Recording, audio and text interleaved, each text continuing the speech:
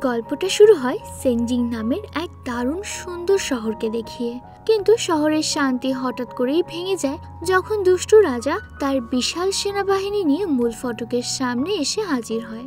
তাকে দেখা মাত্র প্রহরীরা শহর জুড়ে বিপদ ঘণ্টা বাজিয়ে দেয়। শহরের রক্ষাকর্তা জেহো কোনিকে সরাসরি বলেন, কোনি, যত চেষ্টাই করো না কেন তোমার খারাপ মতলব সফল হবে না, এখনো সময় আছে, ফিরে যাও, এতেই তোমার মঙ্গল। কিন্তু কোনি তখন অহংকার দেখিয়ে বলে, আমি এখানে জেড ব্লেড নিতে এসেছি, আর ওটা না নিয়ে নড়ছি না। তোমার কাছে কোনো বীর যোদ্ধা থাকলে সেও আমার এই বিশাল ফৌজের সামনে টিকে থাকতে পারবে না। জেহো শক্ত গলায় উত্তর দেয়, সেনজিং এক পবিত্র জায়গা, আর তোমার মতো অপবিত্র কেউ এখানে পা রাখতে পারবে না। কোনি ব্যঙ্গ করে বলে ওঠে, আরে ধ্যাত, তোমার শহরের সাথে আমার কোনো কাজ নেই, আমার দরকার শুধু জেড ব্লেড, আর এর জন্য রক্ত ঝরাতে হলে আমি সেটাই করব। এই বলে সে তার দুজন সৈন্যকে নিয়ে জেহোর ওপর ঝাঁপিয়ে পড়ে, কিন্তু জেহো দম্বার পাত্র নয়। সে মুহূর্তেই তার জাদুকরী সোনালী মুখোশটা পরে নেয়। সেই মুখোশটা অসাধারণ ক্ষমতা ব্যবহার করে চোখের পলকে তিনি কোনির দুই সৈন্যকে ধরাশায়ী করে দেন। ঠিক তখনই বাকি চারজন যোদ্ধাও তাদের সোনালী মুখোশ পরে সেখানে এসে দাঁড়ায়। জেহো তার সঙ্গীদের নির্দেশ দেন। সে এসে বলে, তুমি মূল ফটক সামলাও, তোমরা দুজন সেতুর ওপর দাঁড়িয়ে থাকো, একটা শত্রুর সৈন্যকেও যেন এগোতে দিও না। আর লিকে বলেন, তুমি তোমার তীর নিয়ে ওদের দূরে আটকে রাখো। শত্রুরা তাদের উপর ঝাঁপিয়ে পড়ে, কিন্তু সোনালী মুখোশ পরা যোদ্ধাদের জাদুকরী শক্তির সামনে তারা অসহায় হয়ে পড়ে। তাদের অবস্থা ক্রমশ খারাপ হতে থাকে, হার মানতে শুরু করে। এই অবস্থা দেখে কোনি একটা রহস্যময় মন্ত্র পড়ে এক পাথরের মূর্তিকে ভয়ঙ্কর দানবে পরিণত করে। জুমা তখন জুকে বলে, এই বিস্টকে হারাতে হবে, আমাদের ড্রাগনের সাহায্য লাগবে, তোমাকে ড্রাগন হতে হবে। কিন্তু যে ভয় পেয়ে যায়, ড্রাগন হতে রাজি হয় না। এই সুযোগে কোনি তার উড়ন্ত বাঘ ইউনিককে যোদ্ধাদের ওপর আক্রমণ করার নির্দেশ দেয়। লিকে বাঁচাতে গিয়ে জেহো ইউনিককে মেরে দূরে সরিয়ে দেয়, কিন্তু সে নিজেই বিস্টের মারাত্মক আক্রমণ থেকে বাঁচতে পারে না, আর জেহো খুব খারাপভাবে আহত হয়। লি তখন বিস্টের মুখে আক্রমণ করে তাকে একটু পিছিয়ে দেয়, আর আহত জেহোর কাছে ছুটে যায়। জেহো লিকে বলে, আমার কথা ভেবো না, তুমি যাও, কোনিকে থামাও। লি তখন অন্য যোদ্ধাদের সাথে মিলে বিস্টকে অন্যদিকে ব্যস্ত করে তোলে। এই সুযোগে জেহো তার সব শক্তি শেষ করে একটা বিশেষ অস্ত্র ছুঁড়ে মারে, আর বিস্ট মাটিতে লুটিয়ে পড়ে। বিস্ট আবার পাথরের মূর্তি হয়ে যায়। কোনি একা আর যোদ্ধাদের সাথে পেরে উঠছিল না, তাই সে তার বাহিনী নিয়ে সেখান থেকে চলে যায়। কিন্তু বিস্টের হামলায় জেহোর অবস্থা খুবই সংকটজনক হয়ে পড়ে। সে লিকে বলে, আমার সময় শেষ, তোমাকে এখন দ্বিতীয় সোনালী মুখোশের নতুন মালিককে খুঁজে বের করতে হবে। এ কথা বলেই জেহো শেষ নিঃশ্বাস ত্যাগ করে।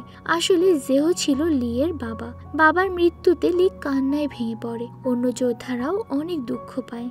এরপর লি সেনজিং শহরে রাজা ইউফুর সাথে দেখা করে। সে রাজাকে জিজ্ঞেস করে, বাবা একজন বীর যোদ্ধা ছিলেন, কিন্তু এখন আমি তার মতো আর কাউকে কোথায় পাবো? রাজা ইউফুর তাকে সান্ত্বনা দিয়ে বলেন, তোমার কাউকে খুঁজতে হবে না, সোনালী মুখোশ নিজেই তার মালিককে বেছে নেয়, তোমাকে শুধু এই মুখোশটা ওই শহরে নিয়ে যেতে হবে। লি তখন একটা ম্যাজিক্যাল পোর্টালের মাধ্যমে আমেরিকার সাংচিং 2 শহরে পৌঁছায়। সেখানে সে সোনালী মুখোশের নতুন মালিককে খুঁজতে থাকে। এই শহরে চার্লি নামের এক ছেলে থাকতো। তার কোনো পরিবার ছিল না, ছোটখাটো চুরি চামারি করেই তার দিন কাটতো। একদিন রাস্তায় এক লোকের হাতে সোনার ঘড়ি দেখে সে ইচ্ছে করে লোকটার সাথে ধাক্কা লাগায় এবং ঘড়িটা হাতিয়ে নেয়, কিন্তু পরে দেখে ঘড়িটা নকল। চার্লি হতাশ হয়ে যায় এবং সেটা ডাস্টবিনে ফেলে দেয়। একটা সোনার দোকানে ঢুকে সেখান থেকে কিছু হাতানোর প্ল্যান করছিল। ঠিক তখনই থার্ম্যান নামের একজন তাকে ধরে একটা গাড়ির ভেতরে ছুঁড়ে ফেলে দেয়। গাড়ির ভেতরেই ছিল চার্লির সৎ মামা রিজো। রিজো চার্লিকে ধমকাতে শুরু করে আর বলে, তুই তো অনেকদিন ধরে আমার সাথে যোগাযোগ রাখিসনি, টাকাও পাঠাসনি, আমি তোর দেখাশোনা করেছি, এই রাস্তায় কিভাবে বাঁচতে হয় শিখিয়েছি, যখনই পুলিশ তোকে ধরেছে আমিই বাঁচিয়েছি, এবার আমার সেই সবকিছুর প্রতিদান দিতে হবে। চার্লি রেগে গিয়ে বলে, তোমার জন্যই তো আমি চুরির দায়ে জেলে গেছি, আমাকে বাঁচানো তো তোমারই দায়িত্ব, আর তাছাড়াও তুমি আমার আপন কেউ না যে তোমার নিয়মিত খোঁজ নিতে হবে, খুব তাড়াতাড়ি তোমার সব ধার শোধ করে দেব আমি। রিজো রেগে গিয়ে চার্লিকে ধাক্কা মেরে গাড়ি থেকে ফেলে দেয়, কিন্তু চার্লি চালাকি করে রিজোর জুতো জোড়া চুরি করে নিয়েছিল। থার্ম্যান তখন চার্লিকে ধরতে তার পিছু নেয়। চার্লি আরো বুদ্ধি খাটিয়ে জুতোগুলো একটা ডাস্টবিনে ফেলে দিয়ে সেখান থেকে চম্পট দেয়, কিন্তু থার্ম্যান সেটা না বুঝেই তাকে তাড়া করতে থাকে। যে লোকটার ঘড়ি চার্লি চুরি করেছিল সে পুলিশের অভিযোগ জানিয়েছিল। দৌড়াতে দৌড়াতে চার্লির সাথে আবারও সেই লোকটার দেখা হয়ে যায়। লোকটা তার ঘড়ির কথা জিজ্ঞেস করতেই চার্লি সেখান থেকে দৌড় দেয়। এবার পুলিশ অফিসার, সেই লোকটা আর থার্ম্যান সবাই মিলে চার্লিকে ধাওয়া করতে শুরু করে। একই জায়গায় লি তার সোনালী মুখোশ হাতে তার পরবর্তী মালিকের জন্য অপেক্ষা করছিল। চার্লি যেই তার কাছাকাছি চলে আসে অমনি মুখোশ জ্বলতে শুরু করে। লি বিশ্বাস করতে পারছিল না যে সোনালী মুখোশ একটা চোরকে মালিক হিসেবে কিভাবে বেছে নিয়েছে, কিন্তু তার আর কিছুই করার ছিল না। পুলিশ যখন চার্লিকে প্রায় ধরেই ফেলেছিল ঠিক সেই মুহূর্তে লি একটা জাদুকরি পোর্টাল খুলে চার্লিকে অন্য এক জগতে নিয়ে যায়। যখন চার্লির জ্ঞান ফেরে সে দেখে লি আর কয়েকজন বাচ্চা একটা গাড়িতে বসে সেনজিং শহরের দিকে যাচ্ছে। বাচ্চারা তার পোশাক দেখে হাসছিল, কিন্তু চার্লি কিছুই বলেনি। সে লিকে জিজ্ঞেস করে, আমি এখানে এলাম কি করে? লি তাকে বুঝিয়ে বলে, এটা হলো জাদুকরি পোর্টালের চাবি। যখন আমরা এই পোর্টালে ঢুকি আমরা অন্য সময়ে অন্য জগতে পৌঁছে যাই। এখন আমরা তোমার পৃথিবীর প্রায় 4000 বছর আগের সময়ে আছি, আর এই সুন্দর শহরটার নাম সেনজিং। লি চার্লিকে রাজা ইউফুর কাছে নিয়ে যায়। লি পরিচয় করিয়ে দেয় ইনি সেনজিং শহরের রাজা ইউফু। ট্রি অফ লাইফ আবিষ্কার করেছেন আর এই জাদুকরি পোর্টালগুলো তৈরি করেছেন ইনি। রাজা ইউফু চার্লিকে বলেন, সোনালী মুখোশ তোমাকে সেনজিং শহর রক্ষার জন্য বেছে নিয়েছে, তাই এখন তোমাকে বাকি যোদ্ধাদের সাথে হাত মিলিয়ে ট্রি অফ লাইফকে দুষ্ট কোনির হাত থেকে বাঁচাতে হবে। বাকি 3 জন যোদ্ধাও সেখানে চলে আসে। জেহর সোনালী মুখোশ তাকে 12টা প্রাণীর রূপ ধরতে সাহায্য করে। জুমা মায়া সভ্যতার একজন যোদ্ধা, সে তার মুখোশের সাহায্যে মনের জোরে জিনিস নিয়ন্ত্রণ করতে পারে। আটলান্টিক থেকে আসা এসফ সোনালী মুখোশের সাহায্যে নিজের শক্তি দ্বিগুণ করে ফেলতে পারে। আর লি সোনালী মুখোশের জোরে পৃথিবীর অন্যতম সেরা তীরন্দাজ হয়ে উঠেছে। রাজা ইউফু চার্লিকে বুঝিয়ে বলেন যে কোনি এই শহর ধ্বংস করে ট্রি অফ লাইফ দখল করতে চায়, কারণ ট্রি অফ লাইফের পাতা দিয়েই জাদুর পোর্টালের চাবি তৈরি হয়। যদি কোনি একবার এখানে এসে জেড ব্লেড পেয়ে যায় তাহলে তাকে আর কেউ আটকে রাখতে পারবে না। চার্লি জেড ব্লেডের ব্যাপারে জিজ্ঞেস করলে রাজা ইউফু বলেন, জেড ব্লেড সবচেয়ে শক্তিশালী অস্ত্র, আর কোনিকে এটা পাওয়া থেকে আটকাতে হলে 5 জন যোদ্ধাকে একসাথে লড়াই করতে হবে। চার্লি অবাক হয়ে বলে, কিন্তু এখানে তো মাত্র 4 জন যোদ্ধা, 5ম জন কোথায়? আর আপনারা কেন তার বদলে আমাকে চাইছেন? লি তখন বলে, 5ম যোদ্ধা ছিলেন আমার বাবা, কিন্তু কোনির সাথে লড়তে গিয়ে উনি মারা গেছেন, আর এখন তোমাকে তার জায়গা নিতে হবে। রাজা ইউফু বলেন, যদি কোনিকে এখনই না থামানো হয় তাহলে সে সেনজিং শহরের সাথে সাথে পুরো পৃথিবীটাই ধ্বংস করে দেবে। খুব সাবধানে চিন্তা করে সিদ্ধান্ত নাও, তুমি কি এই বড় দায়িত্বটা নিতে পারবে? চার্লির সাথে সাথেই সোনালী মুখোশের যোদ্ধা হতে রাজি হয় না। রাজা ইউফু তাকে অনেক বোঝানোর চেষ্টা করেন, কিন্তু সে মন্দির থেকে বেরিয়ে শহরের দিকে চলে যায়। অন্য যোদ্ধারাও চার্লিকে বোঝানোর চেষ্টা করে। চার্লি বলে, আমি কেন কিছু নকল মুখোশ পরা লোকের জন্য নিজের প্রাণ দেব, যাদের আমিও চিনি না? এসব তখন বলে, এই মুখোশগুলো নকল নয়, খাঁটি সোনার তৈরি, আর শুধু আমরাই নই, পুরো পৃথিবীটাই এখন বিপদে। তুমি যদি আমাদের সাহায্য না করো তাহলে তোমার নিজের পৃথিবীটাও ধ্বংস হয়ে যাবে। চার্লি তখন মুখোশগুলো চুরি করার লোভে যোদ্ধা হতে রাজি হয়ে যায়। এই সুযোগ পেয়ে সে মনে মনে বেশ খুশি হয়, কিন্তু লি চার্লির আসল মতলবটা বুঝতে পারে। সে চার্লিকে সাবধান করে দেয়, যদি কোনো রকম চালাকি করার চেষ্টা করো জ্যান্ত ছাড়বো না। চার্লি চুপচাপ সোনার ভান করে আর সুযোগ বুঝে জাদুর পোর্টালের চাবিটা চুরি করে নেয়, আর সবাই এসফের বাড়িতে যায়। এসফের মা হেলেন চার্লিকে খুব ঝাল খাবার খেতে দেন, যা খেয়ে চার্লির পেট খারাপ হয়। একটু পরে সবাই ঘুমিয়ে পড়ে। লি রাতে সব মুখোশ একটা সিন্দুকের ভেতরে তালা দিয়ে রাখে, যাতে কেউ সেগুলো চুরি না করতে পারে। চার্লি এসফকে কোনির ব্যাপারে জিজ্ঞেস করে। এসব জানায় রাজা ইউফু সেনজিং এর ক্ষমতা বাড়াতে অন্য রাজ্যের শক্তিশালী যোদ্ধাদের সাথে বন্ধুত্ব করেছিলেন, কিন্তু একদিন হঠাৎ করেই কোনি তাদের মধ্যে এসে হাজির হয়, আর তারপর থেকেই সে সেনজিং শহর ধ্বংস করার চেষ্টা করছে। পরের দিন চার্লি লিয়ের সাথে প্রশিক্ষণে যায়, কিন্তু ঠিক তখনই কোনি আবার শহর আক্রমণ করে। এবার সে একটা বিশাল ষাঁড় দানবকে সাথে নিয়ে আসে। যোদ্ধারা মিলে তাকে আক্রমণ করে। ষাঁড় দানব তাদের হারিয়ে শহরে ঢুকে পড়ে। চার্লি সোনালী মুখোশের শক্তি ঠিকমতো ব্যবহার করতে পারছিল না। তখন সে একটা লাল কাপড় দেখিয়ে ষাঁড়টার নজর কাড়ে। লাল কাপড় দেখে ষাঁড়টা রেগে গিয়ে চার্লিকে তাড়া করে। কিন্তু চার্লি চালাকি করে কাপড়টা তার মুখের উপর দিয়ে দেয়, যাতে সে শহরের দরজা দিয়ে বেরিয়ে কনির দিকে ছুটে যায়। কনির আর কোনো উপায় থাকে না, সে আবার ষাঁড়টাকে মূর্তি বানিয়ে দেয়, কিন্তু চার্লি সোনালী মুখোশের সাহায্যে তার কাছ থেকে মূর্তিটা কেড়ে নেয়। একা কনি আর যোদ্ধাদের সাথে পেরে উঠছিল না, তাই সে সেখান থেকে পালিয়ে যায়। সেনজিং শহরের লোকেরা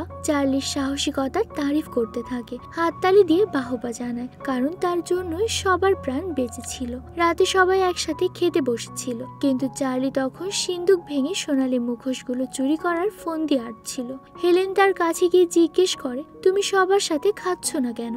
চার্লি বলে, আমার পরিবার নেই, আমি সবসময় একাই ছিলাম, মানুষের সাথে মেলামেশা আমার ভালো লাগে না। আমার মনে হয় যারা পরিবারের ভান করে তারা শুধু নিজের লাভের জন্যই এমনটা করে। হেলেন নরম গলায় বলে, আমি জানি না তোমার জীবনে কি ঘটেছে, কিন্তু এখন আমরাই তোমার পরিবার আর আমাদের তোমাকে প্রয়োজন। তুমি শুধু আমাদের পাশে থাকো, আমাদের একজন হয়ে যাও। চার্লি তখন সবার সাথে বসে খেতে শুরু করে। সে জুমাকে জিজ্ঞেস করে, তুমি কটা প্রাণীর রূপ নিতে পারো? জুমা তখন জের হয়ে উত্তর দেয়, 12টা প্রাণীর রূপ নিতে পারে, কিন্তু সে কখনো ড্রাগন হওয়ার চেষ্টা করেনি, কারণ ওর উঁচু জায়গা দেখলে ভয় লাগে। এই কথায় যে রেগে গিয়ে জুমার সাথে ঝগড়া শুরু করে দেয়, কিন্তু লি তাদের দুজনকে থামায়। পরের দিন কনি একটা কাদা দানবের দল দিয়ে শহর আক্রমণ করে। যোদ্ধারা তাদের সাথে লড়াই করতে শুরু করে। এই সুযোগে কনি তার উড়ন্ত বাঘ ইউনিকের সাহায্যে শহরে ঢুকে পড়ে আর একটা ঘুমন্ত হোল মাস্টারকে জাগিয়ে তোলে। হোল মাস্টার সবকিছু গিলে খেতে শুরু করে আর মানুষের উপর হামলা করে। শহরের লোকেরা প্রাণ বাঁচাতে দৌড়াদৌড়ি করতে থাকে। হেলেন শহরের বাইরে কাদা দানবের সাথে লড়াই করতে থাকা যোদ্ধাদের খবরটা জানান, কারণ তারা হোল মাস্টারের ব্যাপারে কিছুই জানতো না। চার্লি ততক্ষণে সোনালী মুখোশের ক্ষমতা ব্যবহার করা রপ্ত করে ফেলেছে। সে যোদ্ধাদের সাথে যোগ দিয়ে সব কাদা দানবদের শেষ করে দেয়। লিয়ের সন্দেহ হয় শহরের ভেতরে কিছু একটা হয়েছে, তাই সে একজন যোদ্ধাকে সাথে নিয়ে ভেতরে যায়। বাচ্চারা তাদের জানায় ওরা ট্রি অফ লাইফ মন্দিরের দিকে গেছে। লি চার্লিকে বলে, তোমাকে এসফ আর জুমার সাথে গিয়ে হোল মাস্টারকে আটকাতে হবে। আমি জেকে সাথে নিয়ে কনিকে থামাতে যাচ্ছি। এই বলে জের পিঠে চড়ে সেখান থেকে চলে যায়। কনি তখন মন্দিরের চাবি নিয়ে যাচ্ছিল, কিন্তু হেলেন সেখানে পৌঁছে তাকে আক্রমণ করে। কনি তাকে অপমান করতে শুরু করে। ঠিক সেই মুহূর্তে লি সেখানে এসে পৌঁছায়। তার উপস্থিতিতে কনি মন্দিরের ভেতরে ঢুকতে পারছিল না, তাই সে তার উড়ন্ত বাঘ ইউনগিকে ডেকে হেলেনকে তুলে নিয়ে পালিয়ে যায়। চার্লিও অন্য দুই যোদ্ধার সাথে হোল মাস্টারের সাথে পেরে উঠছিল না। হঠাৎ তার মাথায় একটা বুদ্ধি আসে। সে এসফকে বলে, তোমাকে এই ধাতব মূর্তিটা হোল মাস্টারের মুখের ভেতরে আটকে দিতে হবে, যাতে ও আর কিছু গিলতে না পারে আর আমরা ওকে হারাতে পারি। এসফ মূর্তিটা তুলে হোল মাস্টারের দিকে ছুটতে শুরু করে। হোল মাস্টার মতলব বুঝে ফেলে। এরপর সে এসফকে নিজের মুখের ভেতরে টেনে নিতে শুরু করে। তাকে বাঁচাতে গিয়ে জুমাও দৈত্যের মুখের ভেতরে ঢুকে যাচ্ছিল, কিন্তু তার আগেই চার্লি সোনালী মুখোশের শক্তি ব্যবহার করে সেই মূর্তিটা হোল মাস্টারের মুখে আটকে দেয়। এর ফলে ও যা কিছু গিলেছিল সেগুলো বের করতে না পেরে ওর শরীরটা ফেটে যায়। এসব আর চার্লি এতে খুব খুশি হয়, কিন্তু যখন লি তাকে জানায় যে কনি হেলেনকে নিয়ে পালিয়েছে, তখন সে হতাশ হয়ে পড়ে। রাজা ইউফু জানায় কনি হেলেনকে তার অবসিডিয়ান টাওয়ারে নিয়ে গেছে। সেখানে যেতে হলে পার হতে হবে এক ভয়ঙ্কর পাহাড়, যেখানে বাস করে ক্ষুধার্ত সব ভূত। এই ভূতগুলো সোনালী মুখোশের জাদুতে কাবু হয় না, তাই পাহাড় পার হওয়ার সময় মুখোশ ব্যবহার করা নিষেধ। খুব সাবধানে পা ফেলতে হবে, কারণ ভূতেরা একবার জাদুর আঁচ পেলেই জেগে উঠবে আর মুখোশের শক্তি কেড়ে নেবে। যোদ্ধারা আর সময় নষ্ট করে না, সেই ভয়ঙ্কর পাহাড়ের দিকে রওনা দেয়। যে একটা ঘোড়ার মতো গাড়ি টানছিল, কিন্তু হঠাৎ সে বিভিন্ন প্রাণীর রূপ নিচ্ছিল। জুমা তাকে বলে, তুমি যদি ড্রাগন হতে পারো আমরা সহজেই কনির টাওয়ারে পৌঁছে যেতে পারবো। কিন্তু যে ড্রাগন হতে ভয় পাচ্ছিল, তাই সে ঘোড়া হয়েই গাড়ি টানতে শুরু করে। রাতে তারা জঙ্গলে আশ্রয় নেয়। চার্লি বলে, তোমরা তো সবাই ছোটবেলা থেকেই যোদ্ধা হওয়ার প্রশিক্ষণ নিচ্ছ। সোনালী মুখোশের শক্তি কন্ট্রোল করা নিশ্চয়ই তোমাদের জন্য খুব সহজ হয়েছে। যে তখন বলে, আমরা জন্ম থেকেই যোদ্ধা না, আমি দোকানদার ছিলাম। জুমা ফুটবল কোচ ছিল। লিয়ের বাবা জেহো জেলে ছিলেন আর এসব ছিল কাঠুরে। আমরা আমরা সবাই তোমার মতোই খেটে খুঁটে যোদ্ধা হয়েছি। এসব চার্লিকে তার নিজের হাতে তৈরি একটা কাঠের মূর্তি উপহার দেয়। সেটা দেখে চার্লি খুব খুশি হয়। সবাই ঘুমিয়ে পড়লে লি কোথায় যেন চলে যায়। চার্লি তাকে খুঁজতে গিয়ে দেখে লি তার বাবার আর পূর্বপুরুষদের স্মরণ করে সেনজিং শহরকে বাঁচানোর জন্য প্রার্থনা করছে। চার্লি জিজ্ঞেস করে, তুমি কি করছো? লি বলে, আমি আমার বাবার সাথে কথা বলছি। উনি খুব বুদ্ধিমান ছিলেন আর উনিই আমাকে তোমাকে খুঁজে বের করতে পাঠিয়েছিলেন। কিন্তু আমি এখনো বুঝতে পারছি না সোনালী মুখোশ কেন একজন চোরকে বেছে নিল। চার্লি তখন তার বাবা মায়ের ছবি দেখিয়ে বলে, গাড়ি দুর্ঘটনায় আমাকে বাঁচাতে গিয়ে মা বাবা মারা গেছেন। তাদের পর অনেক পরিবারের সাথেই থাকার চেষ্টা করেছি, কিন্তু শেষে বুঝলাম আমি একাই ভালো আছি। মাঝে মাঝে মনে হয় পরিবার দরকার, আবার কখনো মনে হয় একাই ভালো। পরের দিন সকালে তারা সবাই আবারও যাত্রা শুরু করে। ভয়ঙ্কর পর্বতমালায় পৌঁছে যায় তারা। লি 5টা মুখোশই একটা সিন্দুকের ভেতরে তালা দিয়ে রাখে, যে মানুষ হয়ে যায়। তাই এসব গাড়িটা ঠেলে নিয়ে যেতে থাকে। তারা একটা গ্রামে পৌঁছায়, যেখানে কনির প্রহরীরা লুটপাট করছিল। যোদ্ধারা সাহায্য করতে চেয়েছিল, কিন্তু লি মুখোশ ব্যবহার করতে বারণ করে। সে চার্লিকে সিন্দুকটা পাহারা দিতে পাঠিয়ে বাকি যোদ্ধাদের নিয়ে গ্রামবাসীদের সাহায্য করতে যায়। কিন্তু মুখোশ ছাড়া তারা বেশি কিছু করতে পারে না, আর প্রহরীরা তাদের ধরে ফেলে। চার্লি লোভে পড়ে সিন্দুকটা নিয়ে পালাতে চেয়েছিল, কিন্তু বন্ধুদের বিপদে দেখে ওর মন বদলে যায়। সে তার মুখোশটা বের করে সোনালী মুখোশের শক্তি ব্যবহার করে প্রহরীদের হারিয়ে দেয়। গ্রামবাসী আর যোদ্ধারা সবাই চার্লির প্রশংসা করে আর তাকে ধন্যবাদ জানায়, কিন্তু লি এতে একটুও খুশি হয় না। সোনালী মুখোশের শক্তি ব্যবহার করার ফলে পাহাড়ের ভূতগুলো জেগে ওঠে। যোদ্ধারা দৌড়ে পালাতে শুরু করে, আর কনিও ইউনকির পিঠে চড়ে সেখানে এসে হাজির হয়। যোদ্ধাদের বিপদে দেখে সে খুব মজা পায়। এসব গাড়ি নিয়ে পালাচ্ছিল, কিন্তু চাকা ভেঙে যায়। এসব ভূতদের দিকে গাড়িটা ছুঁড়ে ফেলে সিন্দুক হাতে দৌড় দেয়। সে মেঘের সমুদ্রে পৌঁছায়। যোদ্ধারা একটা উড়ন্ত নৌকায় উঠে পড়ে, কিন্তু ভূতেরা এসবকে ধরে ফেলে। চার্লি তার ক্ষমতা ব্যবহার করে এসবকে ভূতদের হাত থেকে বাঁচায়, কিন্তু সিন্দুকটা সেখানেই পড়ে থাকে আর কনি সেটা তুলে নেয়। রাতে মেঘের সমুদ্রে বড় বড় গর্ত তৈরি হতে শুরু করে। যদি ওদের নৌকা কোনো গর্তে পড়ে যায়, সোজা মাটিতে পড়ে যাবে তারা। নৌকাটা একটা বিশাল গর্তের দিকে এগিয়ে যাচ্ছিল, কিন্তু এসব আরো জোরে দাঁড় টেনে নৌকাটাকে গর্ত থেকে বের করে আনে। ফলে তাদের জীবন রক্ষা পায়। অনেক ভ্রমণের পরের দিন তারা অবসিডিয়ান টাওয়ারে পৌঁছে যায়। হেলেনকে সেখানে বেঁধে রাখা হয়েছিল। এসব আর চার্লি তাকে বাঁধন খুলতে শুরু করে। হেলেন বলে, এটা ফাঁদও হতে পারে, সাবধানে থেকো, নইলে কনি জেনে যাবে। ঠিক তখনই প্রহরীরা এসে তাদের ঘিরে ফেলে। কনি বলে, আমি নিশ্চিত ছিলাম না মুখোশ ছাড়াই তোমরা হেলেনকে বাঁচাতে আমার টাওয়ারে আসবে। আমি এটা ভাবিনি যে তোমাদের মধ্যেই কোনো বিশ্বাসঘাতক লুকিয়ে আছে। লি সেই বিশ্বাসঘাতকের কথা জিজ্ঞেস করে। কনি চার্লির দিকে ইঙ্গিত করে বলে, হেলেন, তুমি এত দূর থেকেও ওকে বাঁচাতে এখানে এসেছো, আর ও কিনা এখানে সোনালী মুখোশ চুরি করতে এসেছে। চার্লি স্বীকার করে যে সে মুখোশ চুরি করার জন্য চেষ্টা করেছিল। লি রেগে গিয়ে বলে, তার মানে তুমি আমাদের সাহায্য করতে মুখোশগুলো বের করনি, বরং চুরি করতে চেয়েছিলে। আমি প্রথম থেকেই জানতাম তোমার মতো চোর কখনোই যোদ্ধা হতে পারে না। চার্লি তাকে বোঝানোর চেষ্টা করে, প্রথমে চুরি করার কথাই ভাবছিলাম, কিন্তু তোমাদের বিপদে দেখে আমার মন বদলে গেছে। কনি প্রহরীদের তাদের ওপর হামলা করার নির্দেশ দেয়। মুখোশ ছাড়া লি আর অন্য যোদ্ধারা কিছুই করতে পারে না। প্রহরীরা তাদের ধরে ফেলে। চার্লি একমাত্র বাকি ছিল। তার কাছে একটা মুখোশ আর জাদুর পোর্টালের চাবি ছিল। সে বুঝতে পারছিল একা প্রহরীদের সাথে পারবে না, তাই সে জাদুর পোর্টালটা খুলে তার ভেতরে ঢুকে পড়ে। বাকিরা অবাক হয়ে যায়, বুঝতে পারছিল না চার্লি তাদের ছেড়ে গেল কিনা। এইসব খুব কষ্ট পায় আর প্রহরীদের ধাক্কা মেরে পোর্টালের ভেতর ঢুকে যায়। চার্লি নিজের ঘরে ফিরে আসে। সোনালী মুখোশটা ফেলে দিয়ে বিশ্রাম নিতে চায়, কিন্তু রিজো ততক্ষণে সেখানে হাজির। চার্লি তার কাছ থেকে পালানোর চেষ্টা করে। থারম্যান তার উপর ঝাঁপিয়ে পড়ে। থারম্যান রিজোকে সোনালী মুখোশটা দিয়ে দেয়। চার্লি মুখোশটা কেড়ে নিতে চায়, কিন্তু রিজো তাকে পায়ের নিচে চেপে ধরে। চার্লি কিছুই করতে পারছিল না। ঠিক তখনই এসব সেখানে এসে পৌঁছায়। সে রিজোর মুখে ঘুষি মেরে তাকে অজ্ঞান করে ফেলে। থারম্যান এটা দেখে চুপচাপ পালিয়ে যায়। চার্লি এসবকে জড়িয়ে ধরে কাঁদতে শুরু করে। এসব তাকে বলে, কেউ সবসময় তোমার সাথে থাকবে না, কিন্তু আমি চেষ্টা করব তোমার পাশে থাকতে আর তোমাকে সাহায্য করতে। তুমি একজন যোদ্ধা, আর তোমার পরিবারও তোমার সাথে যোগ দিচ্ছে।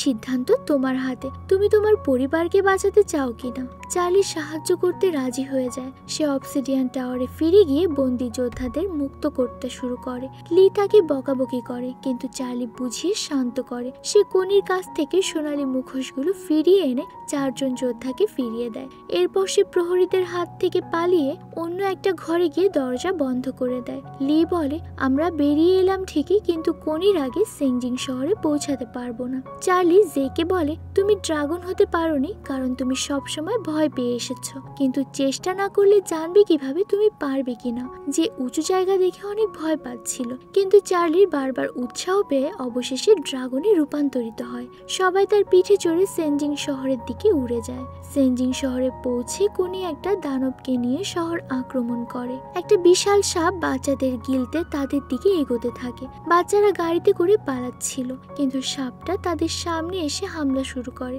ঠিক তখনই যোদ্ধারা সেখানে পৌঁছে জেকে দিয়ে সাপটাকে ধরে সেখান থেকে সরে যায়। একসাথে কাদা দানবদের ধ্বংস করে দেয়। কনি তাদের আক্রমণ করতে এসেছিল, কিন্তু যোদ্ধারা তাকেও তাড়িয়ে দেয়। তারা কনিকে থামানোর জন্য মন্দিরের দিকে এগোয়। কনি রাজা ইউফুকে দড়ি দিয়ে বেঁধে জাদুর পোর্টালে নিয়ে গিয়েছিল। রাজা ইউফু তাকে জিজ্ঞেস করে, কেন নিজের ভাগ্য নিয়ে এমন খেলছো, কেন নিয়তির পথে চলছো না, কেন এই রাস্তা বেছে নিলে। কনি জাদুর পোর্টালের ভেতর থেকে জেড ব্লেড বের করে বলে, ভাগ্য দুর্বলদের জন্য, শক্তিশালী রাজা নিজের পথ নিজেই তৈরি করে, আর আমি সেটাই করছি। তখনই যোদ্ধারা সেখানে পৌঁছে যায়। তারা কনিকে আক্রমণ করে আর তার কাছ থেকে জেড ব্লেডটা কেড়ে নেওয়ার চেষ্টা করে, কিন্তু জেড ব্লেডের কারণে তার শক্তি এতটাই বেড়ে গিয়েছিল যে তাদের আক্রমণে তার কিছুই হচ্ছিল না। সে যোদ্ধাদের আরো খারাপ অবস্থায় মেরে ফেলে। সে চার্লিকে বলে, বুঝতে পারছো না, যতক্ষণ আমার কাছে ব্লেড আছে পৃথিবীর কোনো শক্তি আমাকে হারাতে পারবে না। চুপচাপ সব মুখোশ আমার কাছে দিয়ে দাও, নইলে কাউকে জ্যান্ত ছাড়বো না। চার্লি তখন তার বাকি বন্ধুদের সব সোনালী মুখোশ একসাথে এনে কনির দিকে ছুঁড়ে ফেলে, কিন্তু নিজের মুখোশটা সে হাতেই ধরে রাখে। বাকি যোদ্ধারা বুঝতে পারছিল না চার্লি কেন এমনটা করছে। কনি পঞ্চম মুখোশটা খুঁজতে শুরু করে। ঠিক তখনই চার্লি তাকে আক্রমণ করে।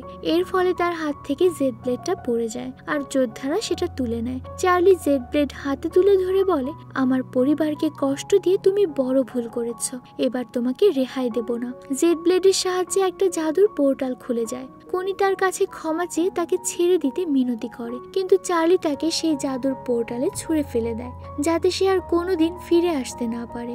চার্লি রাজা ইউফুকে জেড ব্লেডটা ফিরিয়ে দেয়। কনির পতনে সেনজিং শহরের মানুষজন আনন্দে মেতে ওঠে। চার্লিও এতে খুব খুশি হয়, আর রাজা ইউফু 5 জন যোদ্ধাকে উপহার দিয়ে ধন্যবাদ জানায়, যে ড্রাগন হয়ে তার বন্ধুদের পিঠে বসিয়ে উঠতে শুরু করে। এভাবেই এই গল্পটা শেষ হয়ে যায়। তো বন্ধুরা, কেমন লাগলো আমাদের আজকের গল্পটা কমেন্টে জানাতে একদমই ভুলবে না। আজকের মতো বিদায় নিচ্ছি, দেখা হবে নতুন কোনো গল্পে।